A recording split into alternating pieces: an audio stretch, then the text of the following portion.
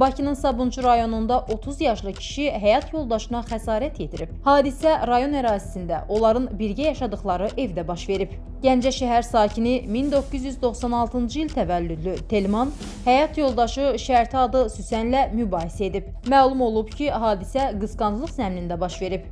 Telman həyat yoldaşının evin dəhlizində olarkən mobil telefon vasitəsilə başqa şəxslə mesajlaşdığından şübhələnib. Bu səbəbdən aralarında yaranmış qısqanclıq zəminli mübahisə zamanı o, qadının bədəninə qəsdən bir dəfə təpik vuraraq onu yerə yıxıb. Hadisə nəticəsində zərərçəkmişin sağlamlığı qısa müddətə pozulub.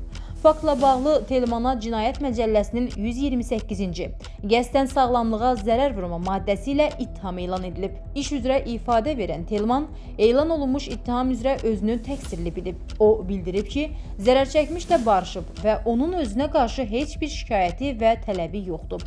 Sabunçu rayon məhkəməsinin hökmü ilə Cinayət Məcəlləsinin 73.2-ci maddəsinin tələblərinə əsasən Telman cinayət məsuliyyətindən azad edilib. Barəsində aparılan cinayət təqibinə xitam verilib. Hədə-qorxu ilə pul tələb etmədə təqsirləndirilən tiktoker Aybəniz Xəlilovanın cinayət işi üzrə məhkəməsinin növbəti prosesi keçirilib. Avqustun 6-sı Bakı Ağır Cinayətlər Məhkəməsində hakim Fəxri Məmmədovun sədrliyi ilə keçirilən prosesdə hökm oxunub.